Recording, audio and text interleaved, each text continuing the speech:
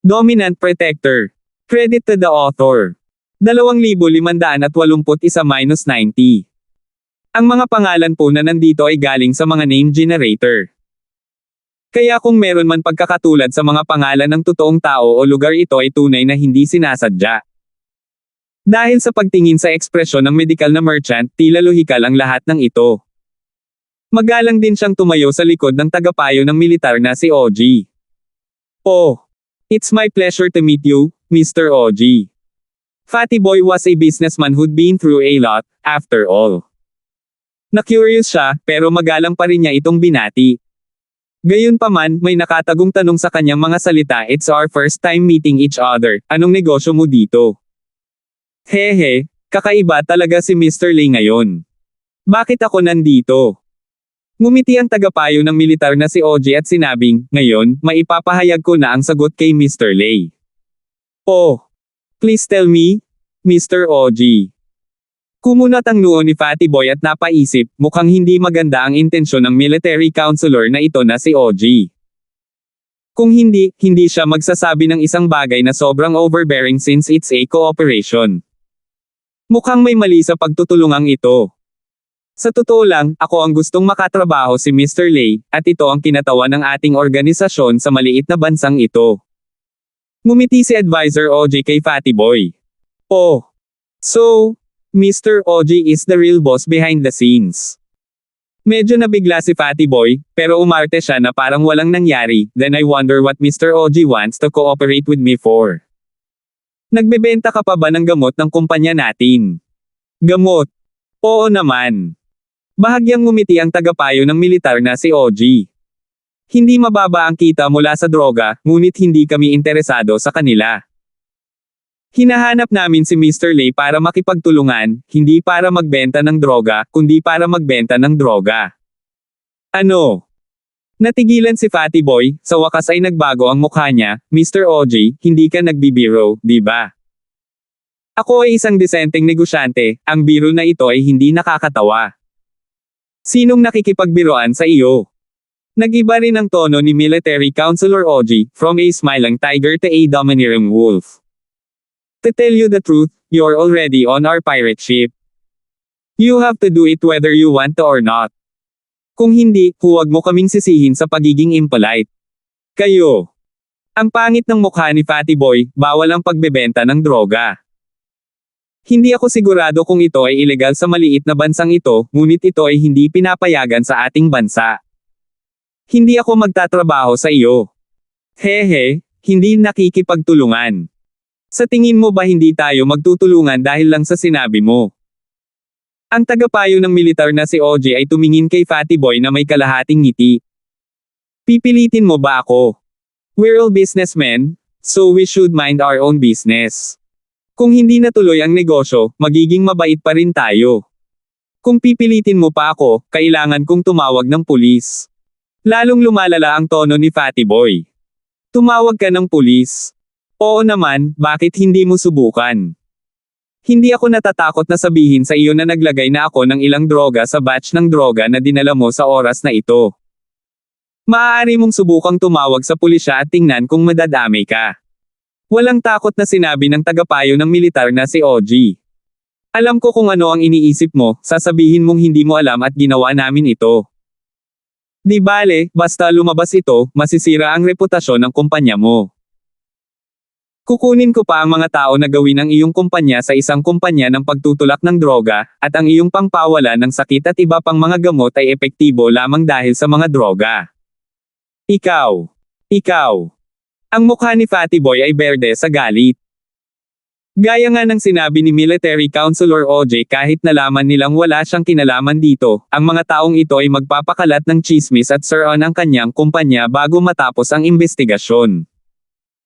Ang reputasyon ng kanyang kumpanya ay tatamaan ng husto, at ito ay parang dilaw na putik na nahuhulog sa kanyang pantalon.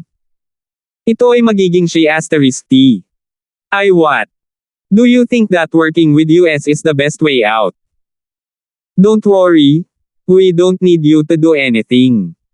We just want your company's right to export drugs without inspection. As long as you let US have a share of the profits when you export and import drugs, you can just sit there and collect money. This is a win-win situation, so why not? Binigyan siya ng tagapayo ng militar na si OG ng isang matamis na petsa at nagsimulang ilarawan ang mga benepisyo ng pakikipagtulungan. Nasa eastern ng headquarters mo. Natahimik si Fatty Boy at nagtanong pagkatapos ng ilang pag-aalinlangan. Hehe, branch lang yan sa bansa, at ako ang head ng branch. Ako lang ang namamahala sa mga nakapaligid na negosyo, at wala na akong ibang pinamamahalaan. Siyempre, hindi naman imposible na palawakin pa ni Mr. Lei ang negosyo niya. Tutulungan kitang mag-thread ng karayom. Sabi ni Military Counselor OG. Magkano ang kikitain natin dito sa loob ng isang taon? Tanong ni Fatty Boy pagkatapos ng ilang pag-iisip. Kung lubos kang makikipagtulungan, magagarantiyahan kita ng kita na hindi bababa sa 5 bilyon sa isang taon. Pakitandaan na ang unit ay US dollars. Ngumiti ang tagapayo ng militar na si OG. Ano? 5 billion US dollars. Pati mata ni Lei ay dilat na dilat sa gulat. Hindi katakataka na sinabi na ang pinakamayamang tao sa mundo ay ang mga hindi nakikitang nagbebenta ng droga. Tila hindi totoo ang kasabihang ito. Bilang isang kumpanyang nagbahagi ng kita, makakakuha siya ng 5 bilyong US dollars.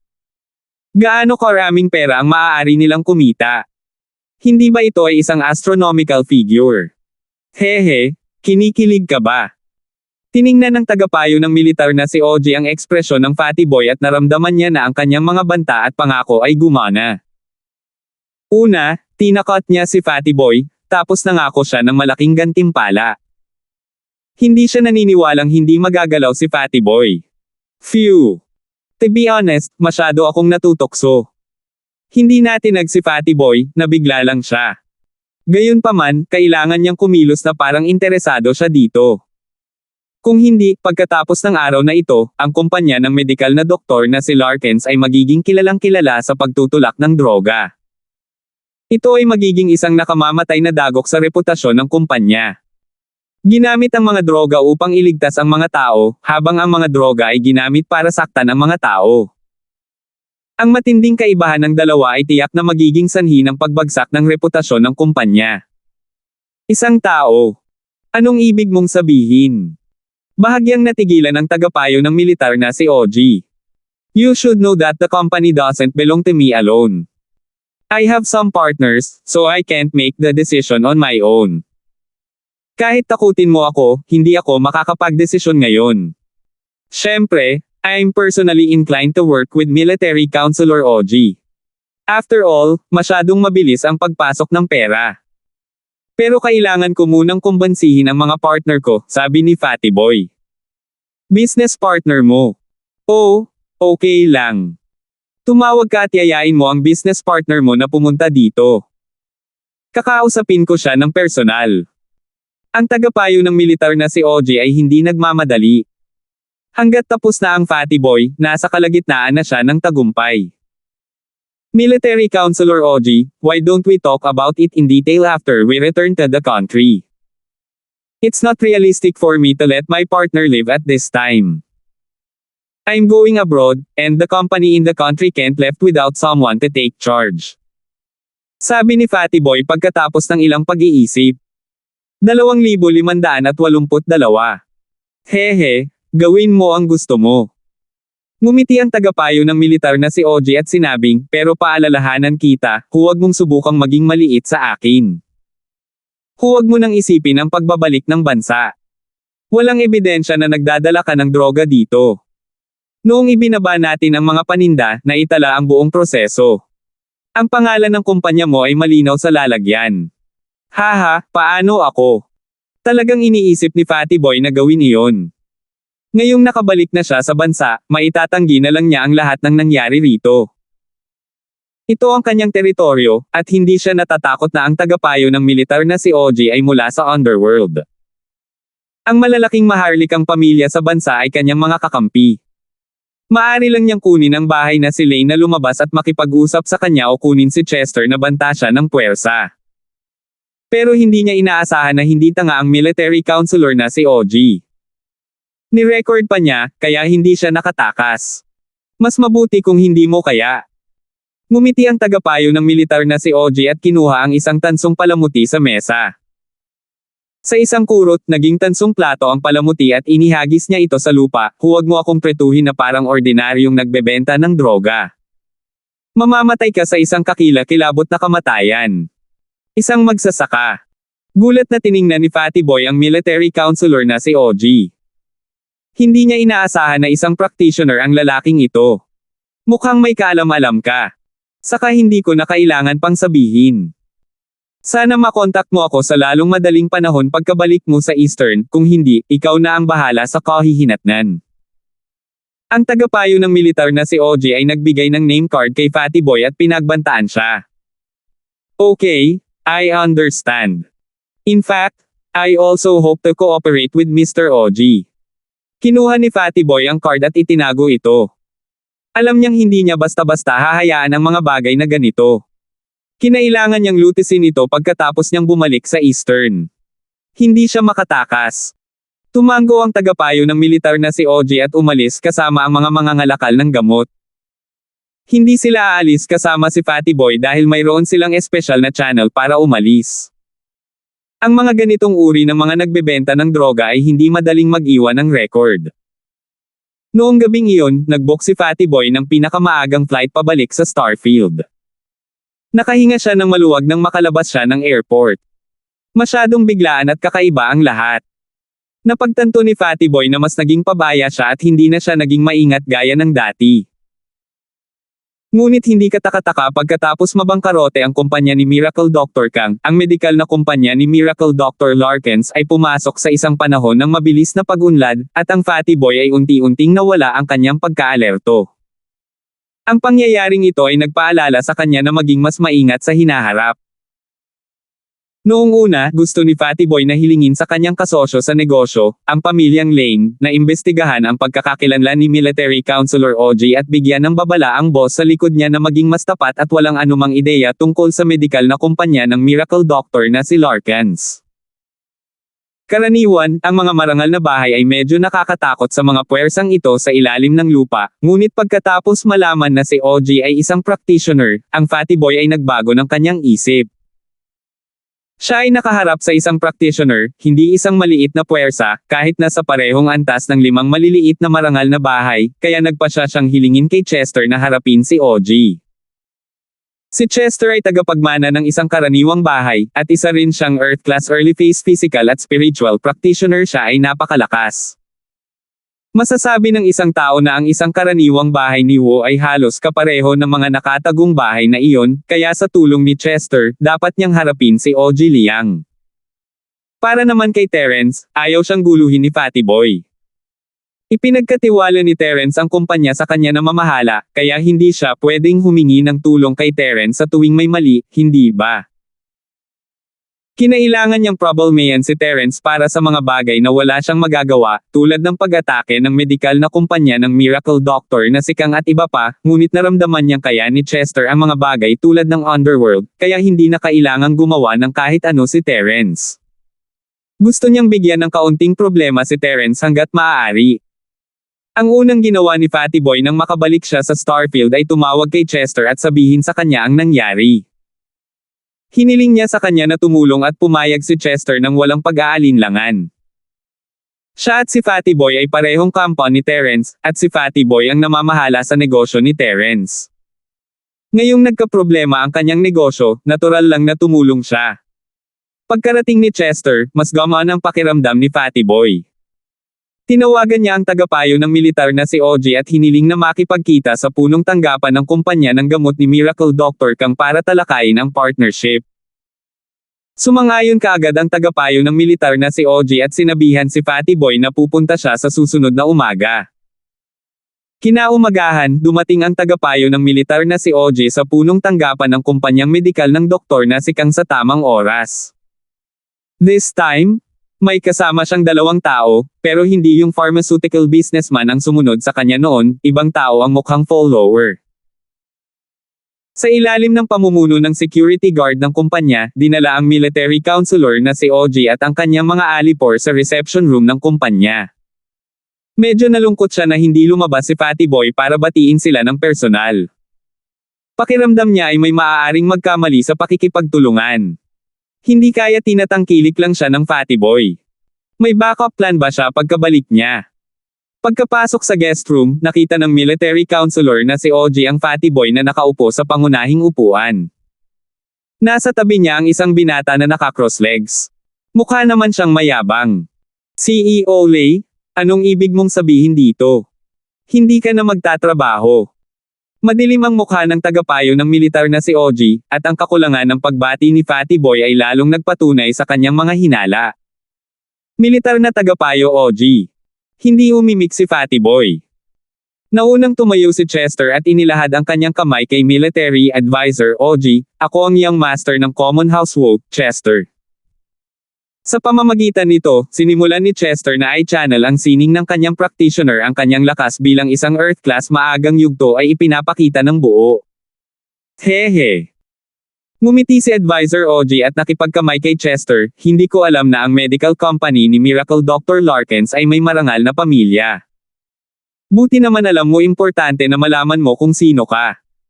Kung gusto ng military advisor na si OG na makialam sa negosyo ng kumpanya natin, kung ganoon. Sabi ni Chester habang nilalakasan ang kanyang kamay. Siya ay isang physical practitioner, at ngayong mayroon na siyang suporta ng isang spiritual practitioner, ang kanyang lakas ay hindi na katulad ng dati. Earth-class early phase physical and spiritual practitioner. No wonder he's so awesome. Hindi niya inaasahan na mananatiling pareho ang ekspresyon ni OG Liang kahit na hinawakan ni Chester ang kamay niya, at sinabi pa niya ang lakas ni Chester ng napakatahimik. Ikaw. Medyo natigilan si Chester, hindi niya masabi kung gaano siya kalakas. Hehe, tama ka, dapat alam mo kung ano ang makakabuti para sa iyo. Isang maliit na Earth-class early phase ang naglakas loob na kumilos ng ganito sa harap ko. Tinanggal ni military counselor OG ang kamay ni Chester at nagpadala ng sampal sa dibdib ni Chester. Bang! Bago pa makapag-react si Chester, pinalipad siya ng pag-atake ni Advisor OG, na mabigat na dumaong sa isang pader na hindi kalayuan ng may malakas na putok. 2,583. Paf! Dumura si Chester ng isang subo ng dugo, ang kanyang mukha ay namutla nang bumagsak siya sa lupa. Siya ay hindi patay, ngunit ang kanyang mga meridian ay nasira lahat, at ang kanyang mga organo ay nawala lahat. Isa siyang Pyle. Sky-class early phase. Sabi ni Chester pagkaraan ng ilang sandali. Para sa kapakanan ng pamilya Wu, ililigtas ko ang iyong buhay. Malamig na ngumiti ang tagapayo ng militar na si OG at lumingon kay Fatty Boy, na pawis din, CEO Lay, ito ba ang iyong kasosyo sa negosyo o isang taong kinuha mo upang tumulong sa iyo? Maaari ba nating ipagpatuloy ang pag-uusap tungkol sa pakikipagtulungan? Huminga ng malalim si Chester at pumikit para magpahinga. Ayaw niyang mag-aksaya ng oras sa pakikipag-usap, ang manatiling buhay ang pinakamahalagang bagay. Masyado siyang naging pabaya ngayon, hindi niya akalain na ang isang drug dealer ay magiging isang sky-class early phase. Ngunit hindi nag-alala si Chester, hindi ito ang unang pagkakataon na siya ay naging lumpo, at alam niya na hanggat naririto ang kanyang amo na si Terence, mababawi niya ang kanyang lakas sa lalong madaling panahon. Ang problema, paano naman si Fatty Boy? Paano siya dapat makipag-ugnayan kay Terence para sa tulong? Hindi ko akalain na ikaw ay magiging isang sky-class early phase, military advisor OG, pasensya na. Lalong nabigla si Fatty Boy matapos marinig ang ulat ni Chester. Ngumiti siya ng mapait, kung gayon. Pag-uusapan ba natin ang tungkol sa pagtutulungan? Haha, kung hindi ako sky-class early phase, kung mystic ako, hindi ba ako patay dito ngayon? Walang pakialam na sinabi ng tagapayo ng militar na si OG. This. Nahihiya si Fatty Boy. Ayos lang. Sa mundo ng mga magsasaka, ang mahihina ay biktima ng malalakas. Sanay na ako. Ang tagapayo ng militar na si OG ay nagwagayway ng kanyang kamay at sinabing, mas malakas na ako sa iyo ngayon. Bubugbugin kita. Gayunpaman, dahil sa iyong kawalan ng kooperasyon, gagawa ako ng ilang pagbabago sa mga nakaraang kondisyon ng kooperasyon. Babawasan ko ang tubo mo. Ito. Ayos lang. Mapait na ngumiti si Fatty Boy. Military Counselor OG, kung ganoon, sasabihin ko sa iyo ang totoo. I'm actually working for someone else, and I have my boss behind me. I can't make the decision for the cooperation, so I have to ask my boss to come forward. Ang boss sa likod mo. Ibig mong sabihin ang secular na pamilyang Wu. Tumingin ang tagapayo ng militar na si OG kay Chester, na nasa sulok. Ang kanyang hitsura ay nagpapaalala sa kanya ng background ng bahay ni Wu sa kumpanya ng medikal na doktor na si Larkins.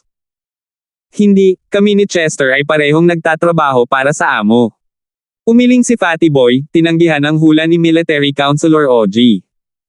Dito ba kayong lahat nagtatrabaho? Pinaikit ng tagapayo ng militar na si OG ang kanyang mga mata at isang matalim na liwanag ang bumungad sa kanila.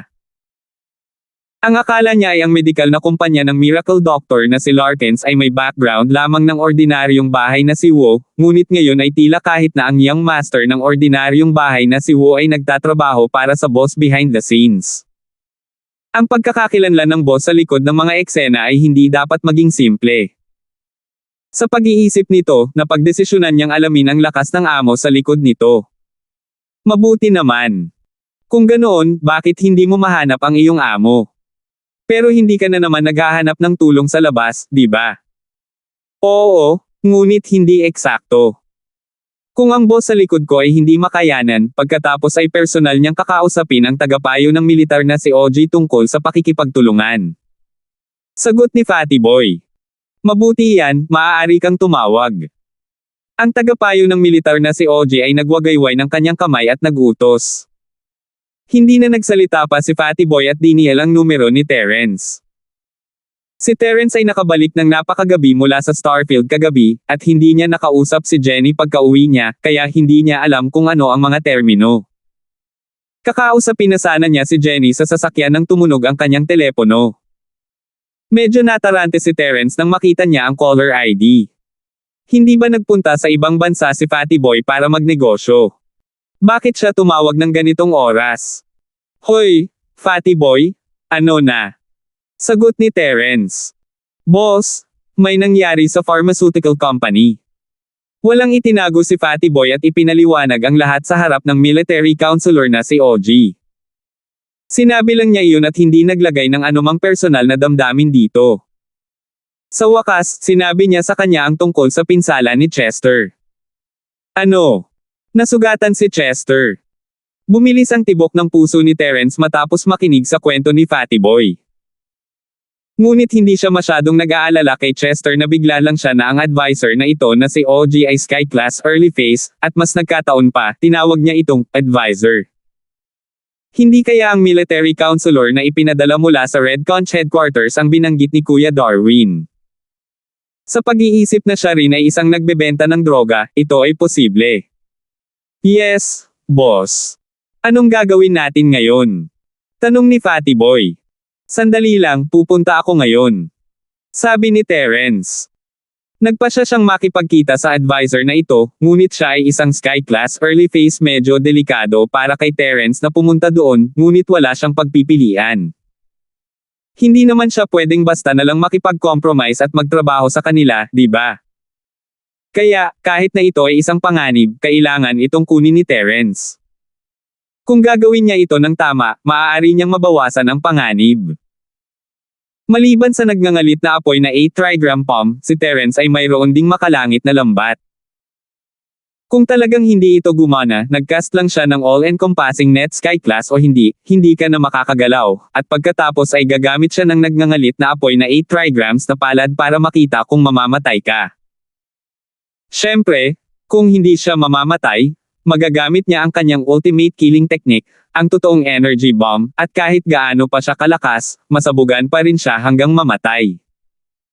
Ngunit hindi binalak ni Terence na gamitin ang energy bomb sa simula, ito ay isang pag-atake ng pagpapakamatay sa isang maliit na silid tulad ng guest room. Si Chester ay kalahating patay, at ang Fatty Boy ay hindi isang practitioner. Hindi mahalaga kung si Terence ay namatay sa pagsabog, ngunit ito ay ibang kwento kung ang mataba na sina Lay at Chester ay namatay. Cheryl, may nangyari sa kumpanya ni Fatty Boy, kailangan kong magmadaling bumalik sa Starfield para harapin ito. Kaya mo bang magmaneho sa paaralan kasama ang lahat ngayon? Sabi ni Terence kay Cheryl. Sige, sabi niya. Tumango si Cheryl. You sure know how to make trouble. Kakabalik mo lang kagabi at bumalik ka ulit kaninang umaga. Kung alam mong mangyayari you would have stayed at the villa for the night. Oo, sino ang nakakaalam na ang lahat ay mangyayari sa parehong oras? Sabi ni Terence na may mapait na ngiti. Dahil doon, umalis si Terence sa villa at pinaandar ang Grand Cherokee pabalik sa Starfield. Habang nasa daan, dinial ni Terence ang numero ni Darwin Bro. Mr. Linford. Mabilis na kinuha ni Kuya Darwin ang telepono at magalang na sinabi. Darwin, tanungin kita. Sa tingin mo ba ang military counselor na ipinadala ng headquarters ay tinatawag na military counselor na si OG? Tanong ni Terence. Oo, Mr. Linford, paano mo nalaman? Bahagyang nagulat si Brother Darwin. Tinatawag siyang military counselor na OG. Talagang hindi siya nakakahiya. Sa ganoong pangalan, sa tingin niya ba ay siya si OG Liang mula sa panahon ng tatlong kaharian? 2584. Oh, sky class siya early phase. Hindi pinansin ni Terence ang mga reklamo ni Darwin at nagpatuloy sa pagtatanong. Tama, sky class early phase siya. Mr. Linford, bakit bigla mo na lang natanong to? Tumango si Kuya Darwin. Nasa kumpanya ko siya. Sabi ni Terence. Ano? Pumunta siya sa kumpanya mo, Mr. Linford. Natigilan si Kuya Darwin matapos marinig iyon. Nagtataka niyang tanong, anong ginagawa niya sa kumpanya ni Mr. Linford? Haha, ganito. Sinabi ni Terence kay Darwin kung paano itinayo ng tagapayo ng militar na si OG ang kumpanyang medikal ng doktor na si Larkins at pinilit silang makipagtulungan. Kung gayon, Mr. Linford, ibig mo bang subukan kung mamagitan sa sitwasyon? Alam ni Darwin Bro ang lakas ni Terence, kaya hindi niya akalain na mapatay ni Terence ang military counselor na si OG. Akala niya ay hinahanap siya ni Terence para harapin siya, ngunit nasa mahirap siyang posisyon. Alam mo rin na kahit ako ang big boss ngayon, walang epekto ang mga salita ko. Hindi na kailangan. Gusto ko lang malaman kung magkakaroon ng anumang problema kung mamatay siya, nakangiting sabi ni Terence. Problema. Pwede siyang mamatay. Tumitig sandali si Brother Darwin bago siya nagulat na nagsabi, kung patay na siya, maganda iyan. Makukuha ko ang pagkakataong makalanghap ng hangin. Sige, pagkatapos ay maaari kang maghintay upang kunin ang kanyang bangkay. Binaba ni Terence ang tawag. Binilisan niya ang buong daan patungo sa skyscraper ng kumpanyang medikal ni Miracle Doctor na si Kang, at ang bantay sa pasukan ay kapareho ng kahapon. Binati niya si Terence ng buong paggalang, Mr. Linford, hinahanap mo ba si Vice President Kang? Dalhin mo ako sa guest room. Hindi nagaksaya ng oras si Terence sa kanya. Sige, sabi niya. Mabilis na tumango ang guard at inakay si Terence sa elevator, itinuro si Terence sa direksyon ng guest room. Hindi itinago ni Terence ang kanyang lakas nang marating niya ang pinto na activate niya ang sining ng Dragon Mastery, na ipinakita ang kanyang Earth-class mid-phase peak strength para malito ang iba. Ramdam ni Terence ang tensyon sa silid sa sandaling pumasok siya. Walang nagsasalita, ngunit ang fatty boy ay nakaupo doon na may malamig na pawis sa kanyang noo. Nakahinga siya nang maluwag nang makita si Terence at tumayo, Boss, nandito ka na.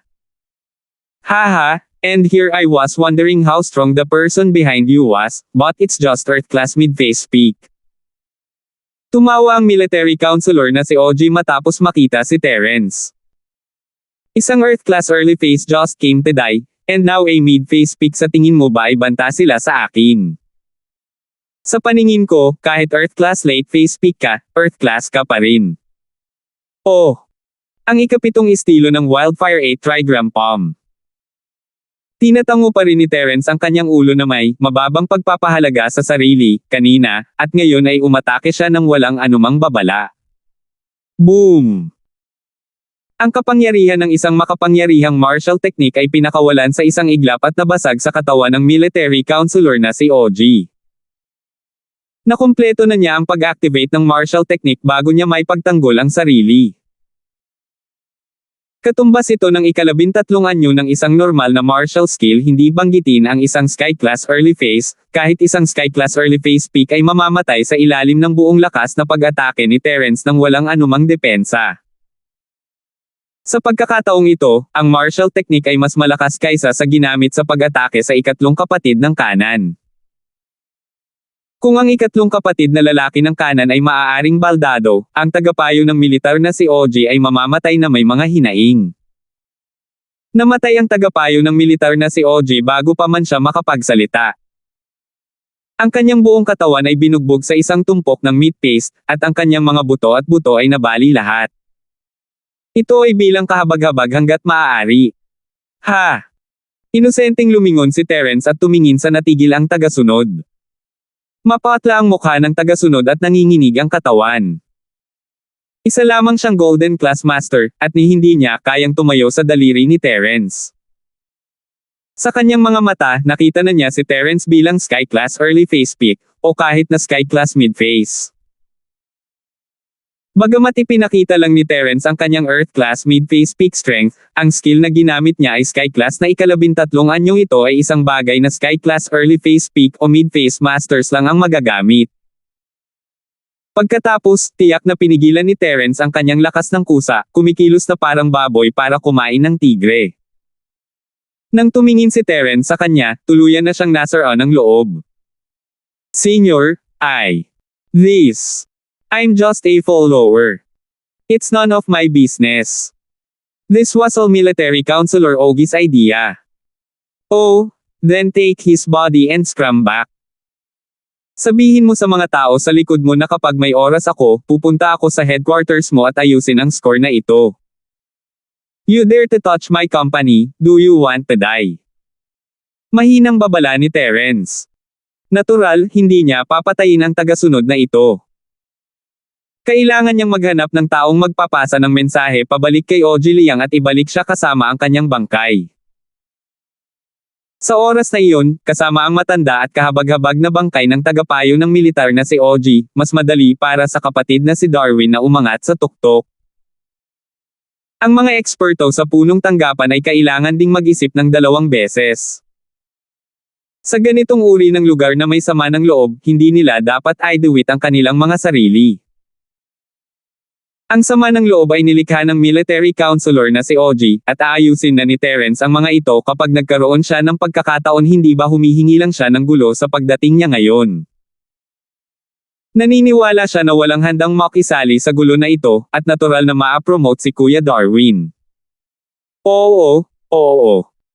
Mabilis na sumagot ang laki at kukunin na sana ang katawan ni military counselor Oji at aalis.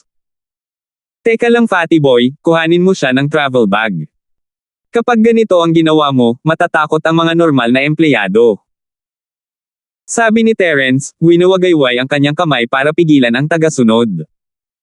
Sige, sabi niya. Si Fatty Boy ay bumalik sa kanyang katinoan at tumingin kay Terence ng may higit na paggalang.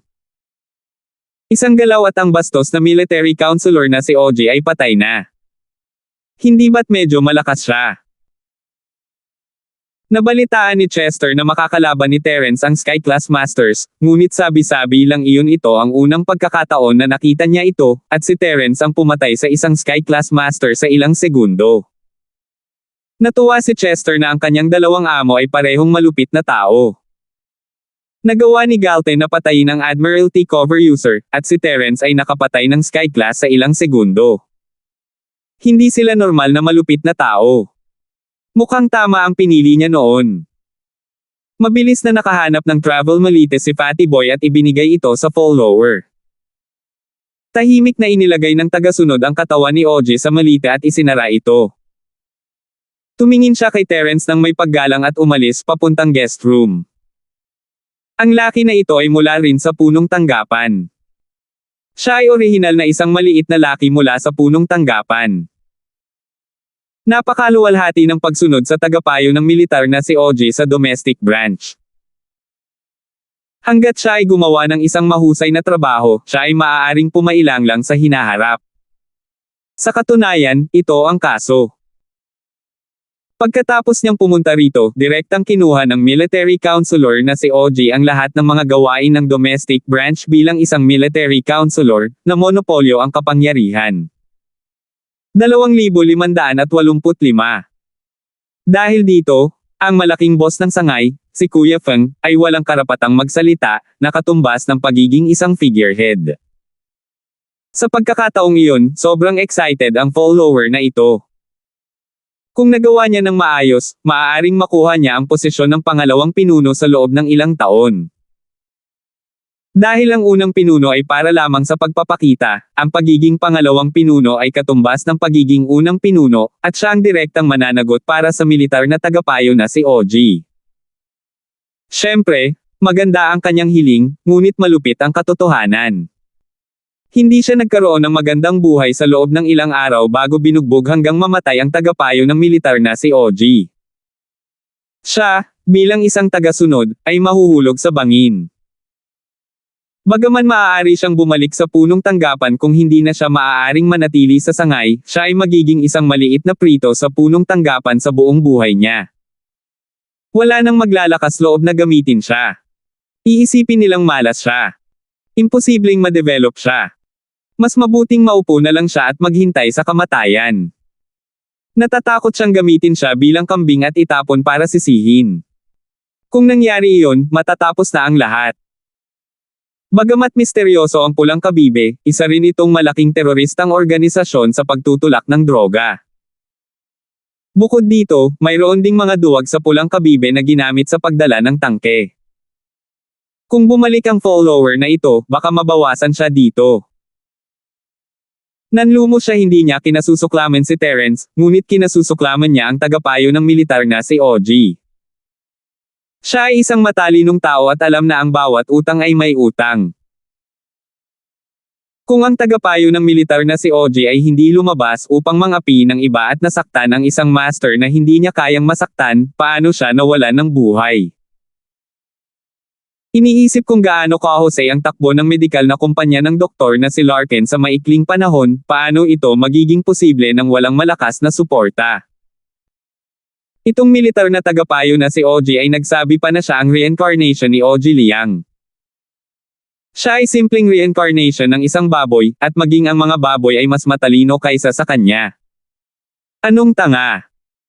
Gayunpaman, kahit nagmumura at nalulungkot siya sa kanyang puso, sinunod pa rin niya ang mga alituntunin at kailangan niyang sabihin kay Kuya Darwin ang tungkol sa bagay na ito. Bagamat ang tagapayo ng militar na si OG ang namamahala sa domestic branch, at si Kuya Darwin ay isa lamang figurehead, sa totoo lang, si Kuya Darwin ang pinakamakapangyarihan. Hindi imposible na hindi niya sabihin kay Kuya Darwin at direktang iulat ito sa punong tanggapan. Gayunpaman, ngayong patay na ang tagapayo ng militar na si OG, wala na siyang suporta. Kung may manayre sa kanya at magsasabing hindi siya sumunod sa mga alituntunin, iyon ay katumbas ng pagpapadala sa kanya sa 18 na antas ng impyerno. Sa hinaharap, maaari lamang siyang lumabas at sisihin. Kuya Darwin, maliit ako, Tony. Mahinang idinayal ng kasambahay ang telepono ni Kuya Darwin. Naghihintay din ng balita si Darwin, bro, hindi niya alam kung kakayanin ni Terence ang military counselor na si OG. Si Terence ay puno ng kumpiyansa nang sabihin niya ito, ngunit ang military counselor na si OG ay isang sky class master. Oh, Little Tony, anong problema? Sabi ni Brother Darwin habang nagpapanggap na kalmado, ngunit labis siyang nasasabik sa kanyang puso. Dati, imposibleng tawagan siya ng batang Tony. Sinusundan niya ang tagapayo ng militar na si OG, kaya paano niya tatawagan si Kuya Darwin? Gayunpaman, tiyak na may nangyari para bigla siyang tumawag sa pagkakataong ito. Ang tanging naiisip ni Kuya Darwin ay ang tagapayo ng militar na si OG. Kapag may nangyari sa military counselor na si OG, tatawagin siya ng maliit na Tony. Kuya Darwin, may nangyari. Patay na si military counselor OG. Siya ay binugbog hanggang sa mamatay. Sabi ni Tony na may mahabang mukha. Oh, sinong matapang? How dare you kill military counselor OG? Si kapatid na Darwin ay nag-init sa galit, maaaring gusto niyang sumalungat sa ating pulang kabibe. Hindi, hiniling ito ng tagapayo ng militar na si OG. Kung nakinig siya kay Kuya Darwin at patuloy na umunlad, namatay na ba siya? Napakagat ng ngipin si Little Tony at nagpas siyang gumawa ng last-ditch effort. Kung narinig ni Kuya Darwin ang kanyang papuri at mananatili siya sa tabi niya, maaaring makakuha pa ng trabaho ang batang Tony. Kung hindi, siya ay tapos na kung siya ay bumalik sa punong tanggapan. Oh! Paano mo ipapaliwanag ito? Tanong ni Brother Darwin nang hindi nagbabago ang ekspresyon. Hindi tanga si Little Tony. Nang marinig niya ang tanong ni kapatid na Darwin, agad niyang naunawaan na walang pakialam si Kuya Darwin sa kanyang pagpapatuloy, kaya mabilis niyang sinabi, sa aking palagay, bagaman ang tagapayo ng militar na si OG ay mula sa punong tanggapan, wala siyang gaanong alam tungkol sa ilan sa mga puwersa sa bansa, ngunit gusto pa rin niya maging limelight at maging ambisyoso. Ngayong ginulo niya ang puwersang hindi niya dapat ginulo, ano ang magagawa niya? Siya ay pinatay sa isang iglap, at siya ay binugbog hanggang sa mamatay sa isang galaw. Lahat ng buto, at meridian sa kanyang katawan ay nabali. Hindi ba't nililigawan niya si kamatayan? Ano? Insta-kill. Natigilan si Darwin bro. Naisip niya na si Terence ay dapat magkaroon ng isang tiyak na antas ng kumpiyansa kung sasabihin niyang maaari niyang patayin ang tagapayo ng militar na si OG, ngunit ang proseso ay hindi magiging madali. Dapat ay napakahirap, ngunit hindi niya inaasahan na papatayin ni Terence ang military counselor na si OG sa isang iglap. Kaya anong antas na si Terence ngayon? Oo, ito ay isang instant kill. Naturally, hindi alam ni Little Tony na kilala ni Kuya Darwin si Terence. Nagpatuloy siya, noong una, ang kumpanya ni Celestino Lay, Fatty Boy, ay nakahanap pa nga ng Earth-class early phase mula sa bahay ni Wu upang makipag-ayos, ngunit hindi sila binigyan ni Advisor OG ng mukha at napilayan sila. Ngayon, nagalit na sila sa Big Boss sa likod ng young master ng bahay na si Wu, at pinatay niya siya sa isang galaw. Sino ang amo sa likod nito? Ganon kalakas talaga. Mabilis na tanong ni Kuya Darwin. I don't know his name, but he's very young, in his early 20s. Medyo payat siya at hindi mukhang malupit na tao. Mas parang estudyante siya, pero kapag naka-move on siya. Napaka-ruthless talaga. Si Little Tony ay nakadama ng matagal na takot sa pag-iisip lamang tungkol dito. Huminga ng malalim si Darwin bro. Sa wakas ay makumpirma niya na si Terence ang may gawa nito, ngunit paano naging malakas si Terence? Ngunit kung mas makapangyarihan si Terence, mas masaya si Darwin bro. Pinatunayan nito na hindi siya sumunod sa maling tao. Napakakapangyarihan niya. Kung ang tagapayo ng militar na si OG ay nagudyok ng gayong walang awa na tao, kakaiba kung hindi siya namatay. Bahagyang sinabi ni Brother Darwin, ang lugar na ito ay ang lugar ng kapanganakan ng mga sinaunang martial arts. Kakaiba ito sa ibang bansa. Maraming nakatagong eksperto dito.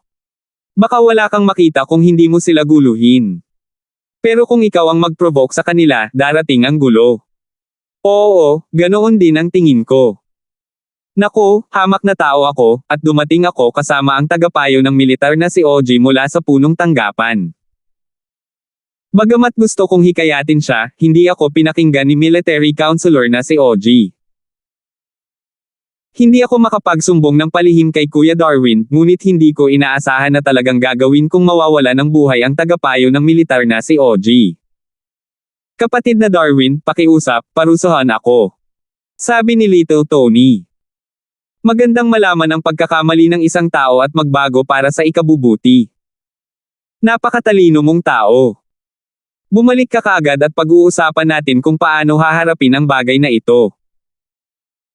Nakita rin ni kapatid na Darwin na ang maliit na si Tony ay hindi tanga, at kailangan niya ang gayong tao sa kanyang tabi, kaya't kinuha niya ito bilang isang subordinate. Anyway, ang batang Tony ay isang taong walang pundasyon. Kung hindi siya sumunod sa kanya, Darwin, mamamatay siya pagbalik niya sa punong tanggapan. Maraming salamat, Kuya Darwin. Si Tony ay labis na nasasabik. Hindi niya akalain na tama ang taya niya. Inihagis niya ang malite sa kotse at mabilis na umalis. 2,586.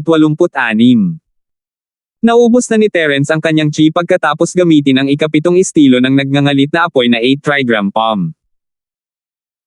Mabilis niyang inutusan si Fatty Boy pagkaalis ni Tony. "Fatty Boy, bantayan mo ang pinto, huwag mo akong istorbohin, kailangan kong pagalingin si Chester."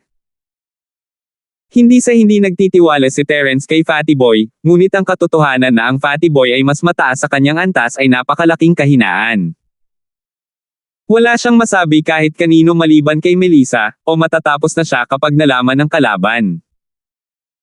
Si Fatty Boy ang pinagkakatiwalaang aide niya, pero mas maganda kung kakaunti lang ang nakakaalam nito. Oo. Hindi naghinala si Fatty Boy at mabilis na lumabas ng kwarto. Si Terence, sa kabilang banda, ay naupo ng naka-crossleg sa tabi ni Chester at nagsimulang i-channel ang ikalawang yugto ng sining ng Dragon Mastery. Gayunpaman, hindi niya piniling pagalingin si Chester, ngunit huminto pagkaraan ng ilang sandali upang makabawi ng kaunting lakas at magpatuloy. Si Chester, natural, ay hindi alam kung ano ang ibig sabihin ni Terence. Akala niya ay ginagamot siya ni Terence ng sunod-sunod dahil masyadong malubha ang kanyang mga sugat. Mabilis na lumipas ang umaga, at si Terence at Chester ay lumabas ng silid na puno ng sigla. Ang lahat ng mga sugat ni Chester ay gumaling, at si Terence ay bumalik sa kanyang pinakamataas na kalagayan. Nagdala si Fatty Boy ng upuan para maupo sa harap ng pinto, at nandoon din si Jacob. Seryoso ang mga mukha nilang dalawa, na para bang sila ay mga Diyos ng pinto. Natuwa si Terence. Hindi naman kailangang magseryoso kayong dalawa, di ba? Bakit hindi? Pinapagaling mo si Chester, bro. Kung hindi ka mag-iingat at hindi mo siya gagaling, makasalanan tayo. Sabi ni Fatty Boy. Boss, pinaghirapan na naman kita. Sinayang ko ang buong umaga mo. Medyo napahiya si Chester. Naisip niya na sa pagkakataong ito ay malala na ang kanyang mga sugat. Kung hindi, sa bilis ng pagpapagaling ni Terence, hindi na niya kakailanganin ng ganito katagal. Ang hindi niya alam ay nagpapagaling na rin pala si Terence sa kanyang sarili. Bakit hindi ito mabagal kapag nagpalitan silang dalawa? Chester, ano bang pinagsasabi mo? Nasaktan ka dahil sa kumpanya ko, paano ang gulo? Sinaman siya ng tingin ni Terence, pero sa susunod na mangyari ang ganito, dapat kang uminom ng maliit na recovery pill para mapanatili ang buhay mo. Alam mo ba kung gaano kalala ang mga sugat mo? Walang intensyon ng military counselor na si OG na patayin ka, kung hindi, patay ka na. Hehe, kakainin ko na sana, pero hindi ko kinain nung nakita kita, boss. Nag-ipon ako ng maliit na reversion pill. Nakangiting sabi ni Chester. Hindi nakaimik si Terence. Ang maliit na recovery pill ay hindi isang bagay na napakahalaga. Ngunit sa pag-iisip tungkol dito, para sa karaniwang bahay na si Wo, ang maliit na reversion pill ay talagang isang napakahalagang bagay. Maliban sa pagbibigay sa kanya ni Terence, wala siyang ibang paraan para bilhin ito. Gagawin ko pa, maaari mong dalhin ang mga ito sa iyo. Si Fatty Boy, Jacob, kunin mo rin sila. Kung malapit ka ng mamatay, makakarating ako doon sa tamang oras kasama ang maliit na reversion pill. Sabi ni Terence. Maraming salamat, boss. Pasasalamat na sabi ni Chester. May klase si Terence sa hapon, kaya hindi siya nagtagal. Pagkatapos magpaalam kina Fatty Boy, Jacob, at Chester, nagmaneho siya papunta sa Industry University ng Stonegate City. Masaya siyang pumunta sa paaralan ngayon, gustong makipag-usap kay Terence tungkol sa pagpapalitan ng impormasyon, para lang napagtanto na wala na si Terence. Jenny, alam mo ba kung saan nagpunta si Terence? Hindi pa rin nagpapakita si Terence sa tanghali, at hindi na makapaghintay si Pancho. Pumunta siya kay Jenny para magtanong tungkol sa kinaroroonan ni Terence. Hindi ko alam, isinara ni Jenny ang tablet sa harap niya, hindi pinahintulutan si Pancho na makita kung ano ang nasa loob. Nais din ni Pancho na mahuli si Jenny na hindi magbantay at tingnan kung ano ang nasa kanyang tablet, ngunit hindi siya pinahintulutan ni Jenny na makita ito, kaya hindi niya ito maaaring pagnakawan ng hayagan. Wala siyang lakas ng loob sa klase ni Rob Bosby, at malamang na matatanggap niya ang sulat ng pagpapatalsik ni Boss Bale sa sandaling matapos siya. Iyon. Paano ang mga kondisyon na napagkasunduan natin kahapon? Sinabi mo ba kay Terence? Sumasang-ayon ba si Terence? Tanong ni Pancho. Hindi ko alam, hindi ko nakita si Terence bro. You can ask him yourself when he gets here. Sabi ni Jenny. So sinasabi mo na hindi nakabalik si Terence kagabi. Sumimangot si Pancho, iniisip kong naglakbay si Terence ng mahabang panahon. Ano ang dapat kong gawin? Nagmamadali ako. Bumalik na siya, pero umaga na siya umalis. Wala akong pagkakataon na sabihin sa kanya. Sabi ni Jenny. Nako, mabuti iyon. Nakahinga ng maluwag si Pancho. Babalik na sana siya at magpapatuloy sa paghihintay ng iangat niya ang ulo niya at nakita niya si Terence na naglalakad papasok ng classroom. Terence, bumalik ka na. Oh, bakit tuwang-tuwa ka na makita ako? Wala akong utang sa iyo. Alam ni Terence ang binabalak niya, ngunit mahinahon pa rin siyang nagsalita. Ganito, gusto kong ipagpalit ang impormasyong ibinigay sa iyo ni Boss Bale. Nakausap ko na si Jenny tungkol sa mga tuntunin at kondisyon kahapon. Jenny, maaari mo bang sabihin kay Terence ang tungkol dito? Natakot si Pancho na aalis muli si Terence, kaya hindi na siya nagpatalo at ginawang malinaw ang kanyang intensyon. Hindi ganoon kaganda ang memorya ni Jenny. Paano kung madami siyang sinabi?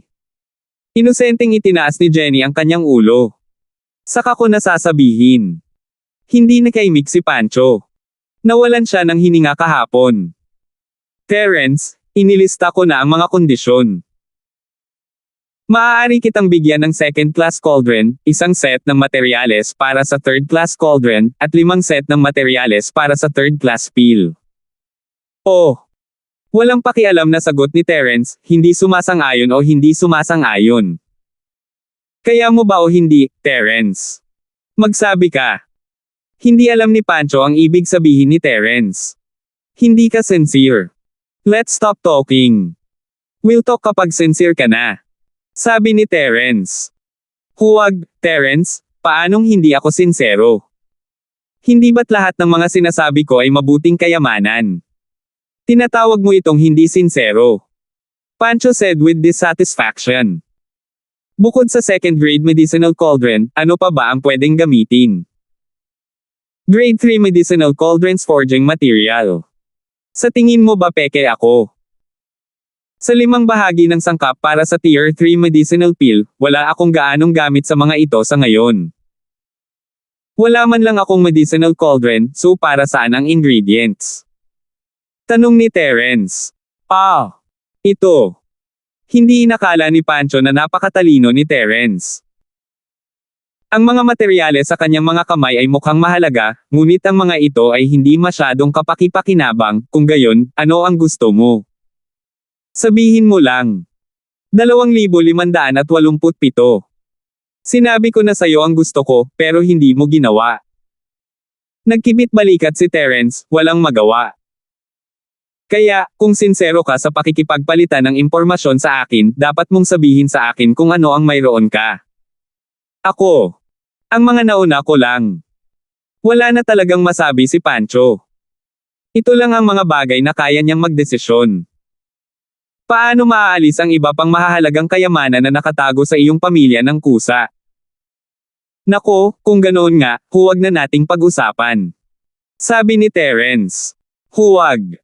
Tingnan mo ang ibang mga kondisyon. Hanggat ayaw mo nang tapos na pangatlong baitang panggamot na tableta o pangatlong grade-ong medicinal cauldron, maaari mong pangalanan ang anumang iba pang kondisyon na gusto mo. Sabi ni Pancho, nagpapanik habang pinipigilan si Terence. Wala na talaga akong kailangan. Hindi mo ba ako pinipilit bumili? Malungkot na tumingin sa kanya si Terence. Hindi kita pinipilit na bumili o magbenta. I'm just asking you to bid. Sabi mo Pancho. Paano ito, doblehin mo ang mga kondisyon na inaalok mo, at gagawa tayo ng deal. Kung hindi, makakalimutan natin ito. Sabi ni Terence. Dinodoble mo. Nagulat ang right-coiled tiger. Kung dodoblehin ko ito, matatalo ako. Ang tanging kapaki-pakinabang na bagay na binayaran mo ay 2 second-grade medicinal cauldrons lamang. Ano ang silbi ng iba pang nakatagong pamilya mo? Sabi ni Terence, kinurot ang kanyang mga labi. Kung ganoon ay tatanungin ko muna ang aking lolo. Naisip ito ni Pancho at pumayag. Walang silbi na itago ang mga materyales para sa pangatlong baitang medicinal cauldron at ikatlong baitang elixir sa pamilya mo. Ang kanyang lolo ay isa lamang sa ikalawang baitang alchemist, at hindi niya mapino ang ikatlong baitang elixir sa lahat. Ano ang gusto mo para sa mga materyales para sa isang pangatlong gradong tableta? 3 recovering pill, 3 icy heart jadestone pill, at 4 na chi amassing pill. Sabi ni Terence. Ice heart jadestone pill. Ano yun? Bahagyang natigilan si Pancho. Narinig niya ang tungkol sa recovering pill at ang chi gathering pill, ngunit hindi pa niya narinig ang tungkol sa icy heart jadestone pill. Bagamat isa rin siyang alchemist, maraming uri ng pills. Bukod sa mga karaniwang ginagamit na table task, natural na hindi niya alam ang tungkol sa iba pang bihirang ginagamit na mga table task. Sa partikular, hindi siya kailanman nakipag-ugnayan sa isang pill tulad ng Ice Heart Jadestone pill, na may malakas na epekto sa pag-target. Normal lang na hindi niya alam ang tungkol dito.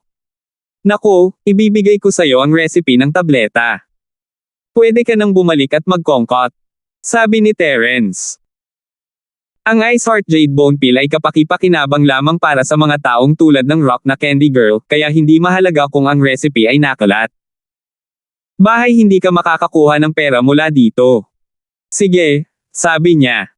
Tumango si Pancho, hinayaan si Terence na isulat ang recipe. Sa katunayan, maliban sa 2 second-grade cauldrons, ang iba pang mga item ay hindi isang malaking problema sa right-coiling tiger. Bagaman ang mga third-grade cauldrons at ang mga materyales para sa third-grade elixir ay napakahalaga, nakakalungkot na halos walang makagamit nito. Ang mga materyales para sa third-grade elixir ay mas mahusay, ngunit ang mga materyales para sa third-grade cauldron ay karaniwang maliit ang halaga. Kahit na ang mga sangkap para sa ikatlong ranggo na elixir ay kapaki-pakinabang, tanging ang matandang master ng sekta ng Sky Elixir ang maaaring gumamit ng mga ito upang ihanda ang elixir. Ilang third-rank elixir pills ang kayang gawin ng matandang master ng Sky Elixir sect sa isang taon.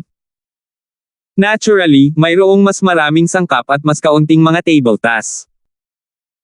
Kinuha ni Pancho ang recipe ni Terence at lumabas ng silid-aralan upang humingi ng mga tagubilin, habang si Terence ay nakaupo sa harap ni Jenny, sa tabi ni Melissa. Natapos mo na ba ang iyong negosyo? Tanong ni Melissa matapos makipag-usap si Terence sa kanang Pancho. Oo, okay na ako. Tumango si Terence. Naging abala siya mula kahapon, at maraming bagay ang nakatambak sa kanyang mga kamay. Gusto niyang pag-aralan ang pinagsamang sining ng Hidden House Fuller sa paaralan ngayon, ngunit umalis siya ng madaling araw at wala ng oras upang tumingin sa sining. Kung talagang magagamit ang mental cultivation method na ito, hindi magiging panaginip para kay Jenny na pinuhin ang isang third-grade pill. Tumango si Melissa at hindi na nagsalita pa. Tahimik niyang binasa ang kanyang libro, ngunit hindi kalmado ang kanyang puso. Papalapit siya kay Terence, at alam ito ni Polong. Kahit na si Polong ay hindi pa gumawa ng kahit anong kalabisan, at tila nawala pagkatapos ng bakasyon sa taglamig, nag-aalala si Melissa na si Polong ay magkakaroon ng mas malaking plano sa kanyang manggas kung patuloy siyang magtago. Gulong-gulo ang isip ni Melissa, at hindi siya makapag-focus sa kanyang libro. Medyo nahihilo siya. Matutulog muna ako saglit. Medyo inaantok na ako. Sige, sabi niya. Napansin ni Terence na si Melissa ay madalas na natutulog kamakailan hindi pa siya nakasanayan na umidlip sa hapon, ngunit ito ay isang pangkaraniwang bagay na ngayon. Natagpuan ito ni Terence na kakaiba, ngunit naisip niya na ang kalusugan ni Melissa ay hindi maganda, at maaaring iyon ang dahilan. Maya-maya, naglakad pabalik si Pancho sa silid-aralan. Magtataas na sana siya ng boses nang pigilan siya ni Terence. Tulog si Melissa.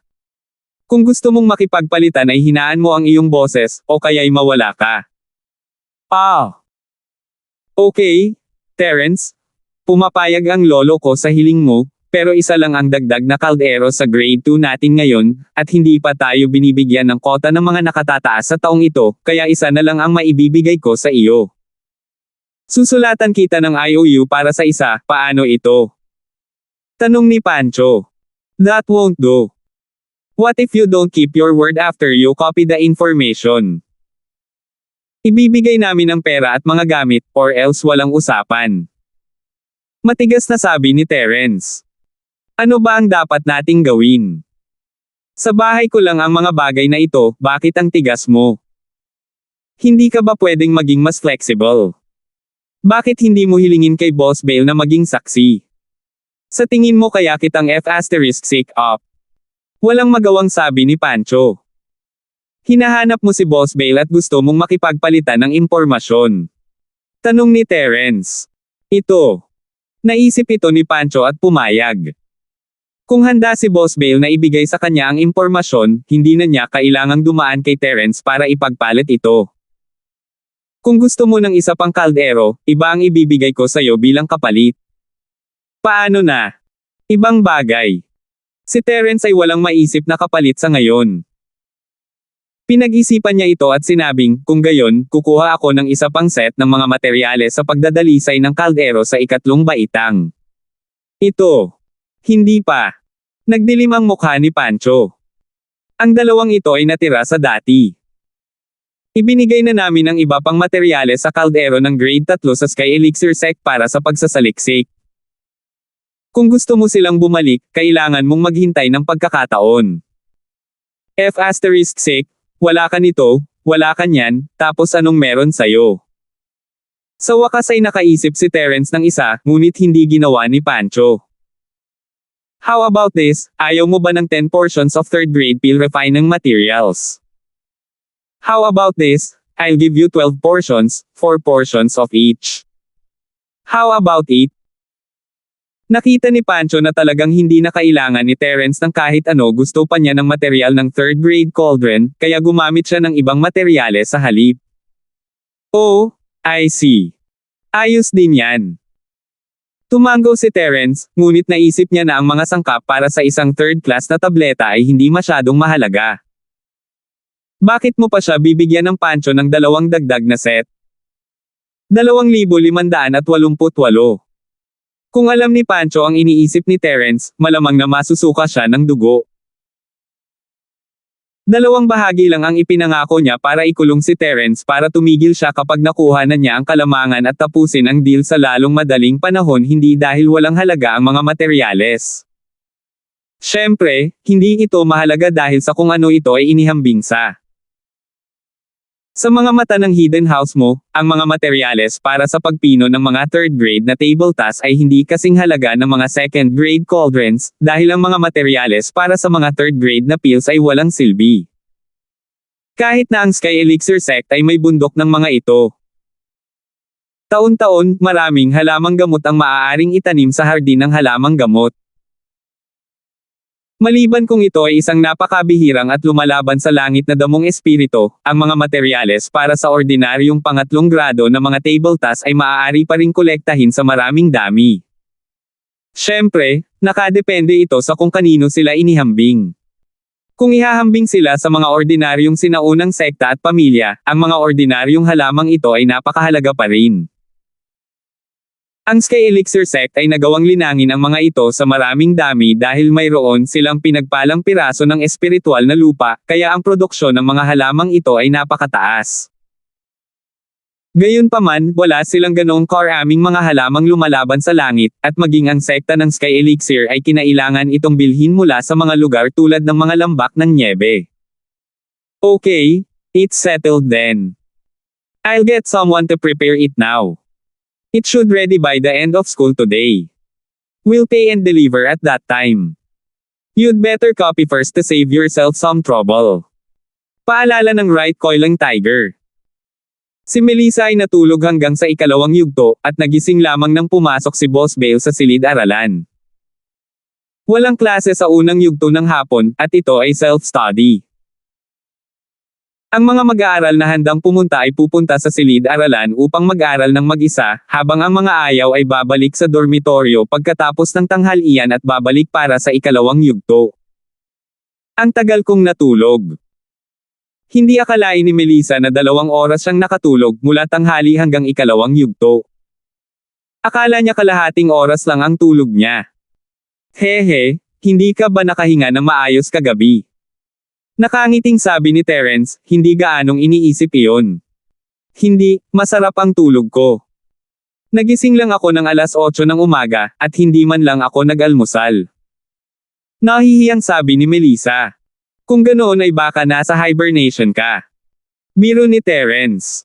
Nakakainis ka. Sabi ni Melissa, sinipa si Terence. Mga hayop lang ang nag-hibernate. Ang mga tao ay isang uri din ng hayop. Maaari mong tanungin si Mr. Bale kung hindi ka naniniwala sa akin, sabi ni Terence. Sinadya mong kalabanan ako. Hindi ko nahahayaang magtanim ka pa. Galit na sabi ni Melissa. Kung gayon hindi ka hayop, okay. Mapait na ngumiti si Terence. Hindi ba siya patay kung hindi siya gumalaw? Tinalikuran ni Melissa ang kanyang ulo, hindi pinansin si Terence. Hindi pa ganap nagising si Melissa nagpunta siya sa theme park kasama si Terence sa kanyang panaginip, at hindi niya maiwasang magbiro sa kanya ng kaunti. Nag-aalala siya sa maaaring isipin ni Polong kung sa ibang araw pa iyon. Haha! Nalaman ni Terence na si Melissa ay isang mabuting tao ngayon, hindi na niya ito pinapanatili sa haba ng braso tulad ng dati. Kinausap nga ni Melissa si Terence at nakipag-ugnayan sa kanya, ngunit palagi siyang nagbabantay sa isang bagay. Kahit na natulog siya sa iisang kama ni Terence, hindi niya pa rin binitawan, gusto mong pumunta sa bahay ko ngayong gabi. Natigilan si Melissa at lumingon kay Terence, sige. Si Terence ay huli nang bumalik at hindi pa pumasok sa paaralan, kaya ayaw ni Melissa na bumalik kasama si Cheryl at ang iba pa upang hintayin si Terence. Natutulog siya sa dormitoryo, ngunit sinagot siya ni Lyra sa gabi, tinanong kung lumabas siya para kumuha ng silid. Walang choice si Melissa kundi magsinungaling at sabihing may kasama siyang kamag-anak. Sa huli, gusto niyang bisitahin ang kanyang kamag-anak, na naging dahilan para hindi makapagsalita si Melissa. Hindi naging madali para sa kanya na malampasan ito. Ngunit ngayon, nang imbitahan siya ni Terence, tinanggap niya ito nang walang anumang dahilan. Matapos tanggapin, medyo na dilema siya paano niya ito ipapaliwanag kina Joan at Lyra. Kahit sa bahay ng kamag-anak siya tutuloy, hindi naman siya dapat pumupunta doon ng madalas, di ba? Bukod dito, maaari niyang sabihin na siya ay may sakit sa nakaraan at pumunta upang magpagaling. Ngayong magaling na siya, medyo inaantok na siya. Walang kwenta ang pagpunta muli sa bahay ng kanyang mga kamag-anak. At saka, natutulog si Melissa pagkabalik niya sa dorm, at wala na siyang oras para gumawa pa. Kung pumunta siya sa bahay ng kanyang kamag-anak para lang matulog, ano naman ang pinunta niya doon? Sigh! Whatever, magpapagulo lang ako. Bumantong hininga si Melissa, kinuha ang kanyang aklat-aralin, at tumutok sa klase.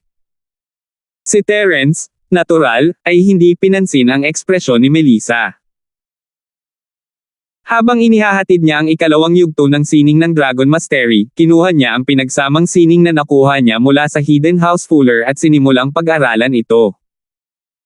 Ayaw niyang mag-aksaya ng oras sa pagbabasa o paglilinang.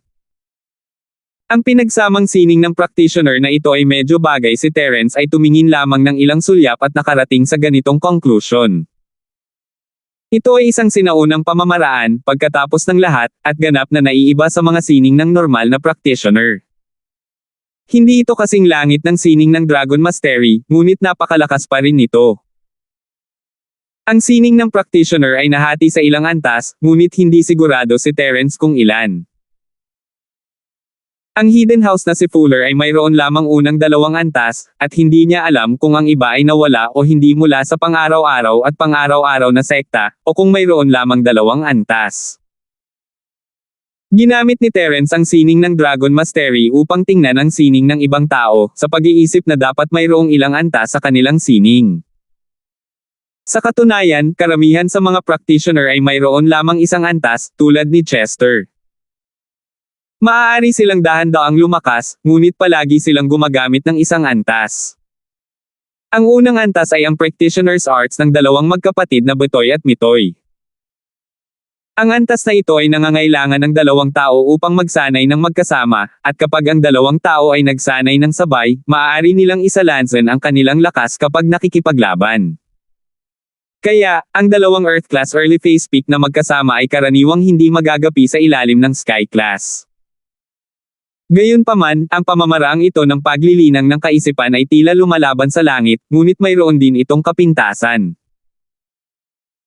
Iyon ay, kapag ang isa ay nag-iisa, ang kanilang kakayahan sa pakikipaglaban ay lubos na mababawasan, at sila ay karaniwang mas mahina kaysa sa iba pang mga magsasaka ng parehong antas.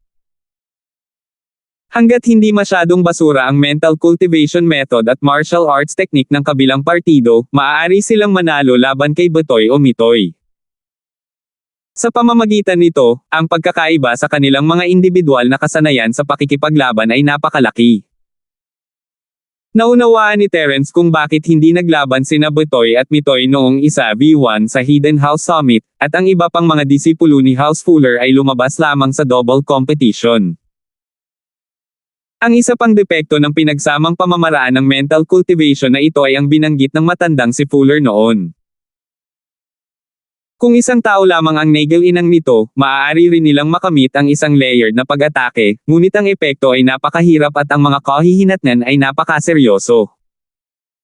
Hindi lamang nila makakamit ang kompletong layered effect, ngunit ang practitioner ng mental cultivation method ay magdaranas din ng malubhang pagkawala ng lakas.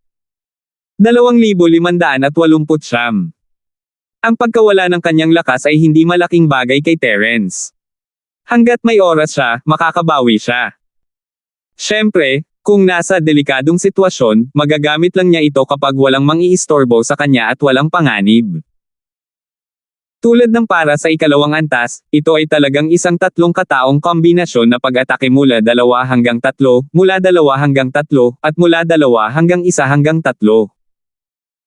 Kung pagsasamahin ang tatlong Earth Class Early Phase Peak, malamang na maabot nila ang Sky Class, at hindi magiging problema ang pakikipaglaban sa Sky Class Early Phase. Siyempre, iisipin ng ilang tao na ang dalawang Earth Class Early Phase Peak na magkasama ay maaaring umabot sa Earth Class Late Phase Peak, ngunit paanong tatlong Earth Class Early Phase Peak na magkasama ay makakarating lang sa Sky Class at makakalaban lang sa Sky Class Early Phase? Sa katunayan, ito ay madaling maunawaan. Sa tuwing mag-level up ang isang cultivator, tataas ang halaga ng totoong chi energy na kinakailangan. Parang experience bar sa isang laro. Kung mas mataas ang antas, mas mabagal na tataas ang experience bar, at mas maraming karanasan ang kinakailangan. Gayunpaman, walang kasing daming disbentaha sa isang 3-person joint attack technique. Maaaring magkatugma ito pababa. Sa isang pangkat na may 3 tao, sinumang 2 tao ay maaari pa ring gumamit ng 2 tao na pinagsamang diskarte sa pag-atake hanggat sila ay nagpapalipat-lipat sa unang layer ng pamamaraan ng paglilinang ng isip. Bagamat mababawasan ang kapangyarihan, hindi pa rin ito magagapi sa labanan ng 2 tao. Kung tungkol sa paglilinang ng mag-isa, ang kawalan ay mas malaki. Katumbas ito ng paghahati sa lahat ng chi sa katawan ng taong nagsasanay ng mental cultivation method sa 2 at pagdaragdag nito sa 2 tao na hindi nag-practice ng mental cultivation method, habang pinagsasama ang 2 pang tao para bumuo ng 2-person joint attack state. Ang parehong mga tao ay may superimposed na lakas, at tanging ang taong nagsasanay ng mental cultivation method ang miserable. Hanggat ang pamamaraan ng mental cultivation ay hindi na gumagana, siya ay magiging isang ordinaryong tao. Gayunpaman, nagkaroon din ng kapintasan. Ang iba pang 2 ay hindi maaaring magsanay ng magkasanib na pag-atake ng mental cultivation method, ngunit kailangan nilang magsanay ng parehong uri ng mental cultivation method. Kung hindi, hindi sila maaaring isalansan, at magkakaroon ng sitwasyon ng totoong pagtanggi sa chi.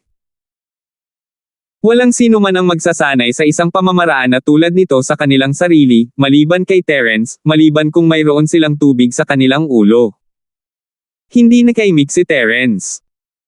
Kung hindi dahil sa katotohanan na ang sining ng Dragon Mastery ay makalangit, hindi niya susubukan ang nakakabaliw na awit na ito. Hindi inisip ni Terence na ang pangalawang antas ay kapaki-pakinabang pa ang unang antas ay sapat na para sa kanya.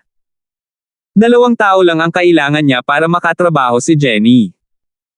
Maliban kung ito ay isang taong pinagkakatiwalaan niya, siya ay patay kung isa pa ang gamulo sa proseso. Pagkatapos ng lahat, si Terence ay magiging isang normal na tao kung siya ay tumigil sa paglilinang. Kung dumating ang isang taong may masamang intensyon, si Terence ay patay sa isang palad. Bagamat sigurado si Terence na sa kanyang lakas, kung sanayin niya ang ikalawang yugto ng pinagsamang diskarte sa pag-atake, makakahanap siya ng isa pang Earth-class refiner upang makatrabaho si Jenny, at tutulungan sila ni Terence na palakihin ang kanilang lakas. Sa ganitong paraan, ang mga pagkakataong gumawa ng third-class pill ay tataas ng husto, at maaari pa nga silang makagawa ng third-class na pill ng direkta. Gayunpaman, ang tanging tagapagdalisay na alam ni Terence ay ang kanang kamay na tiger. Mas gugustuhin niyang magpakamatay kaysa makipagtulungan sa kanya. Umiling si Terence, itinigil ni Terence ang ikalawang yugto ng sining ng Dragon Mastery at sinubukang isagawa ang unang yugto ng joint attack technique. Gayunpaman, nagbago ang mukha ni Terence sa sandaling sinimulan niyang i-channel ang arts ng pinagsamang pag-atake. Hindi talaga ito ma-activate. Nagulat si Terence nang makitang hindi lamang gumagana ang sining ng practitioner, ang sining ng Dragon Mastery ay gumagana din sa sarili nitong tinatanggihan ang pinagsamang pag-atake. Parang hindi magkatugma ang apoy at tubig. Inisip ni Terence na siya ay magiging napaka-espesyal. Ang sining ng Dragon Mastery ay isang all-purpose practitioner's art, at maaari itong maging compatible sa iba pang arts, ngunit hindi niya inaasahan na siya ay magiging katulad ng iba. Matapos matutunan ang isang sining, hindi na siya makapagsanay ng ibang mga sining, kung hindi, magkakaroon ng pagtanggi. Hindi kailangan niyang sirain ang sining ng Dragon Mastery upang malinang ang pinagsamang diskarte sa pag-atake. Ayaw subukan ni Terence paano kung masayang at hindi na niya maibabalik. Malaking kawalan ito para sa kanya. Ang mga kombinasyong pag-atake ay lumalaban sa langit, ngunit ano ang silbi ng paglinang nito nang walang sining ng Dragon Mastery? Kung wala ang sining ng Dragon Mastery, hindi niya mapupunan ang nawalang lakas. Umiling si Terence at sumuko sa ideya na magtrabaho sa magkasanib na pag-atake. Parang hindi lang niya magagamit ang mga mura niyang pakulo. Itinigil niya ang combo at sinimulang i-channel ang ikalawang yugto ng sining ng Dragon Mastery gamit ang pabango ni Melissa para sanayin. Sa isang kisap mata, oras na para matapos ang paaralan. Tuwang-tuwang kinuha ni Pancho ang lahat ng kailangan ni Terence mula sa isang tagong bahay na iyong disipulo at tumakbo sa upuan ni Terence. Umupo siya at inilagay ang mga gamit sa kanyang mga kamay sa mesa ni Terence. Tingnan mo. Nandito na lahat ang mga gamit. Ibibigay natin ang pera at mga gamit. Nasaan ang pera? Tanong ni Terence. Anong klaseng pera? Natigilan ang right coiling tiger. Di ba sabi mo ibibigay mo on the spot ang mga paninda? Tanong ni Terence. F***. Terence, hindi mo iniisip na makakuha ng mas maraming pera mula sa akin, hindi ba? Nagulat si Pancho at mabilis na sinasabi ko sa iyo, hindi mo na maibabalik ang iyong salita. Ito ang mga kondisyon na itinakda namin. Wala kaming pera. Kung ayaw mong ipagpalit, kailangan mong ipagpalit. Haha. Tumawa si Terence habang nakatingin kay Pancho. Akala niya ay sasabihin ni Pancho na, kung ayaw mong ipagpalit ay kalimutan mo na, ngunit hindi niya inaasahan na sasabihin ni Pancho na, kailangan mong ipagpalit kahit na ayaw mo. Nasaan ang impormasyon? Iniabot ng kanang nakapulupot na tigre ang kanyang kamay. Titingnan ko muna, binuksan ni Terence ang dibdib sa mesa mayroong pangalawang klase na kaldero ng gamot. Binigyan siya ni Pancho dati, at walang nakitang problema si Terence dito. Tungkol sa mga materyales para sa isang third class na kaldero ng gamot, hindi alam ni Terence kung ano ang mga iyon. Halos nag-check lang siya, at naisip na hindi magsisinungaling si Pancho. Hindi niya alam kung alam ni Terence ang tungkol dito. Para sa mga sangkap para sa Tier 3 Elixir, alam lang ni Terence ang mga sangkap para sa Chi Gathering Elixir. Tungkol sa Icy Heart Jadestone Pill at Grand Restore Pill, hindi niya alam ang ilan sa mga sangkap, ngunit dahil ang mga sangkap para sa Chi Gathering Elixir ay ayos lang, ang iba ay hindi dapat maging problema. Tapos ka na ba sa pagsusulit? Huwag kang mag-alala, walang kulang. Ako, tama Pancho, mayroon pa ring kaunting kredibilidad, kaya hindi na kailangang tumingin ng mabuti. Naisip ni Pancho na isa-isang susuriin ni Terence ang kalidad ng mga sangkap at nataranta. Sige, Jenny, ibigay mo sa kanya ang impormasyon. Sabi ni Terence. Sige, sabi niya. Tumango si Jenny at ilang beses na tumapik sa tablet. 2 beses tumunog ang telepono ni Pancho. 2,570. Si Pancho ay walang oras na abalahin ang mga text message sa kanyang telepono. Sa halip, tinitigan niya ng diretso si Jenny. Nang makitang kinakalikot pa rin niya ang tablet sa kanyang kamay at hindi nagbibigay sa kanya ng anumang impormasyon, medyo nabalisa si Pancho. Sabi ko, Jenny, maaari mo bang tingnan ang iyong tablet mamaya? Maaari mo bang bigyan muna ako ng impormasyon? Ginawa ko. Ibinaba ni Jenny ang kanyang tablet, ang kanyang malaki at puno ng tubig na mga mata ay nagniningning sa isang inosenteng liwanag. Binigay mo sa kanya. Ikaw Pancho ay natigilan, kailan mo ito ibinigay sa akin? Kahit gaano pa kalala ang memorya ko, imposibleng hindi ko maalala ang nangyari ilang segundo ang nakalipas. Pancho ang tawag ko sa'yo, hindi Elder Yu. Sino ang matanda sa iyo? Kakaibang tumingin si Jenny sa right coiling tiger. Wala lang. Isa lang akong tragic side character sa isang nobela. Don't worry about that. Give me the information quick. Natakot si Pancho na hindi ibigay sa kanya ni Terence ang impormasyon. I really gave it to you. I sent it to your phone's mailbox. Di ba sabi ng phone mo naka-receive ka ng message? Bingi ka ba? Inosenteng sabi ni Jenny. Kinuha ni Pancho ang kanyang telepono at tiningnan ito, nakakuha talaga siya ng email. Ito nga ay ang scanned version ng impormasyon, at tiningnan niya itong mabuti. Iyon ay impormasyon na hindi pa niya nakita noon, ngunit maingat pa rin niyang binabalikan ito sa bawat pahina, natatakot na si Terence ay magsinungaling sa kanya. Nag-iwan siya ng ilang pahina na nawawala sa gitna, kaya hindi niya ito mahahanap kapag bumalik siya. Nasa image format ang lahat, paano kung sinabi ni Terence na siya mismo ang nagtanggal nito? Matapos itong maingat na basahin, nalaman niyang walang nawawalang mga pahina. Gayunpaman, tama si Pancho ay natakot na ito ay hindi kumpleto, kaya sinabi niya, Terence, maaari mo ba akong bigyan ng paghahambing ng orihinal? Titingnan ko kung ano ang huling pahina.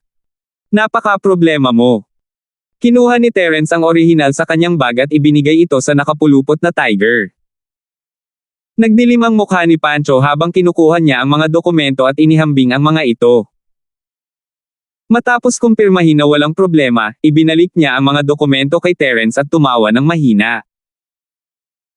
Hindi naman kita pinaghihinalaan, pero sinuri mo ng mabuti kanina, kaya dapat mas maging maingat din ako, di ba? Sa ganitong paraan, hindi tayo malulugi at maaari tayong magpatuloy sa pangangalakal sa hinaharap. Paalam. Kinuha ni Terence ang kanyang malita at lumabas ng silid-aralan kasama si Jenny. Medyo nahiya si Melissa kaya umalis muna siya at hinintay siya sa parking lot. Nakita ni Pancho ang ugali ni Terence at hindi niya napigil ang mabaluktot ang kanyang mga labi. Kinuha niya ang phone niya at excited na lumabas ng classroom. Kinailangan niyang magmadaling bumalik sa nakatagong bahay mo sa lalong madaling panahon at ipakita ang impormasyong ito sa kanyang lolo. Gayunpaman, kung minsan, ang labis na kagalakan ay kadalasang nagbubunga ng kalungkutan. Habang maingat na hawak ni Pancho ang telepono sa kanyang bulsa dahil sa takot na mawala ito, lalo siyang napasok sa problema. Paglabas pa lang ni Pancho sa building ng pagtuturo at pupunta na sana sa parking lot para hanapin ang mga lalaki na dilaw ang buhok at purple ang buhok, isang motorsiklo ang mabilis na tumakbo. Natigilan, inagaw ng motorsiklo ang telepono mula sa kamay ni Pancho at saka mabilis na tumakbo palayo. F***. Ikaw Pancho ay agad na nabalisa at humabol. Bagamat isa rin siyang cultivator, nilinang niya ang sining ng alchemy. Kaya niyang palakasin ang kanyang katawan, ngunit hindi niya kayang lumaban at tumakbo. Makalipas ang ilang hakbang, lumipad ng malayo ang motorsiklo. Si Pancho ay sisubog na sa galit. Ang dati niyang telepono ay ninakaw ng isang grupo ng mga tunay na magnanakaw. Nagpalit lang siya ng bagong high-end na smartphone, at ninakaw na ito bago pa niya ito magamit. Siyempre, hindi lang sa phone ang sakit ng puso niya, kundi sa laman ng phone. Ang mga naunang phone ay puro video niya na naghahanap ng mga babae, kaya baliwala na sa kanya. Ngunit ang teleponong ito ay naglalaman ng impormasyon ng alchemy. Kung hindi niya alam na hindi gagawin ni Terence ang isang bagay na napakarumi, iisipin niya na si Terence ang nagpadala ng mga tulisan. Masyadong nagkataon lang. Si Pancho ay nagpapanik, hindi siya naglakas loob na sabihin sa kanyang lolo, natatakot na mapagalitan. Magagawa lamang niya ang kanyang lakas ng loob at tawagan si Irving, ang lokal na tyrant ng Eastern Sea. Tama ang narinig ni Irving na nawala ni Pancho ang kanyang telepono at gusto niyang bawiin ito. Natigilan siya. Magkano ang halaga ng isang telepono? Was it worth the effort? Hindi ba pwedeng bumili ka na lang ng isa? Bakit kailangan mo pang maghanap? Nagtataka niyang tanong. Master Bing, hindi mo alam, pero may importante ako sa phone ko. Walang magawa ang kanang kamay na tigre. Kung hindi dahil sa impormasyon ng alchemist, bakit pa niya ito hahanapin? Oh! Natigilan si Irving at tumawa ng mahina, naiintindihan ko. Ito ba ay XX-rated na video ng ikaw at ang iyong kasintahan? At ang girlfriend mo ay isang babae mula sa isang prestihiyosong pamilya, kaya hindi mo ito maaaring ibunyag. More or less. Si Pancho ay medyo hindi nakaimik. Tinatamad siyang ipaliwanag ang mga bagay na ito. Okay. Sabihin mo sa akin ang modelo at kulay ng iyong telepono, at tutulungan kitang malaman ang tungkol sa organisasyon ng magnanakaw sa Eastern Sea City. Ngunit, matutulungan kitang makahanap ng isa, ngunit kailangan mong aipangako sa akin ang isang bagay. Sabi ni Irving. Pasasalamat na lang sana siya ni Pancho nang marinig niya ang ikalawang bahagi ng pangungusap ni Irving. Parang wala lang siyang naitulong. Hindi ba't ginamit lang niya ito bilang pagkakataon para mangikil? Gayunpaman, walang pagpipilian si Pancho. Upang maibalik ang kanyang telepono, ang tanging nasabi niya ay, ano ito? Ipabali mo kay Terence ang mga paa ko. Sabi ni Irving. Ano? Gusto mong baliin ang mga paa ni Terence? Kailangan mo pa ng tulong ko. Nagulat si Pancho pagkatapos marinig ito, magwala ka, hindi ako naghahanap ng kamatayan. Ayoko na sa phone ko. Hindi, mali ang narinig mo. Hiniling ko kay Terence na baliin ang aking mga binti, hindi ang kanya. Mabilis na sagot ni Irving. Ay interrupt ka. Ikaw Pancho ay natigilan sandali at sinabing, sigurado ka ba? O mali ba ang narinig ko? Pareho kayong tama, gusto kong mabali ni Terence ang mga paa ko. Tinulungan mo akong lumikha ng pagkakataon, paano pa? Sabi ni Irving. Path. Ang right coiling tiger ay medyo natulala. Irving, hindi ka nilalagnat, no? No? Just tell me if you can or not, don't care so much. You, the second young master of the Yu family, are looking for a cell phone. Can't I do something unexpected? Tanong ni Irving. Totoo iyan. Oo naman, matutulungan kita dito. Mula sa pananaw ni Pancho, ito ay isang simpleng kondisyon. Ang paghiling kay Terence na baliin ang mga binti ni Irving ay isang piraso ng cake para kay Terence. Bilang kaklase, kung tatanungin niya si Terence, dapat pumayag siya, di ba? Sige, it's a deal. Hintayin mo ang tawag ko. Sagot ni Irving. Sige, sabi niya. Tinapos ni Pancho ang tawag at nakahinga ng maluwag. Napakabuti kung mahahanap niya ang telepono sa lalong madaling panahon. Sa pulang kabibe, sa sangay ng lungsod ng Chinran, maingat na tumayo ang maliit na si Tony sa tabi ng kapatid na si Darwin, na nakatingin sa bangkay ng tagapayo ng militar na si Oji na may kalungkutan. Sa sandaling ito, dumating na rin ang mga tao mula sa punong tanggapan. Sila ay isang elder at isang guardian ng Firewolf Gang. Ang nakatatandang ito ang taga-suporta ni Kuya Darwin at ang taong nanguna sa pangkat para imbestigahan ang bagay na ito. Salamat po at sinamahan ninyo ako, ingat lagi mga master.